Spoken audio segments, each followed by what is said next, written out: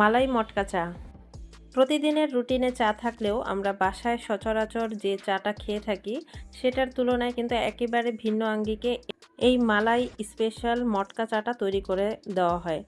আর কক্সবাজার গিয়ে এই মালাই মটকা চাটা আমি স্পেশালভাবে খেয়েছি, আর এটা খেতে মাশাল্লাহ অনেক মজাদার। এটাতে কিছু কিছু ইনগ্রেডিয়েন্টস এক্সট্রা ব্যবহার করা হয়, যেটার কারণে এই মালাই মটকা চাটা খেতে কিন্তু অনেক বেশি স্বাদের হয়। যারা স্পেশালভাবে চা খেতে পছন্দ করেন তাদের জন্য কিন্তু স্পেশাল একটি চা হচ্ছে মালাই মটকা চা। আর এই মটকার মধ্যে এই চাগুলো তৈরি করা হয় স্পেশালভাবে। তো আমি যখন গেলাম তখন আমি এই স্ট্রিট ফুডে এই চার দোকানটা দেখার পর আমি ভাবলাম যে এই স্পেশাল যে চাগুলো রয়েছে সেই আইটেমগুলো খেয়ে ট্রাই করে দেখব। প্রথমত ওনারা যে মটকাগুলো দেখতে পাচ্ছেন, এই চায়ের যে মাটির যে মটকাগুলো রয়েছে সেগুলো গ্যাসের চুলায় আগে ভালো করে পুড়িয়ে ভালো করে ফুললি হিট করে তারপরে যে কড়া লিকারের মধ্যে দিয়ে দেয় স্পেশাল মালাই।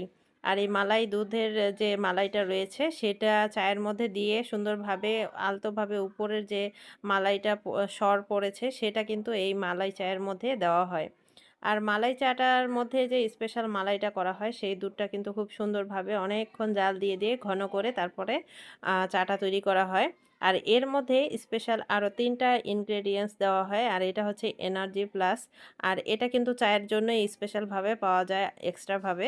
আর তার সাথে দেওয়া হয় খুবই সামান্য পরিমাণে ইনস্ট্যান্ট কফি, হরলিক্স আর পরিমাণ মতো চিনি দিয়ে তারপরে খুব ভালোভাবে এটাকে মিক্স করে এই স্পেশাল মটকা চাটা তৈরি করা হয়।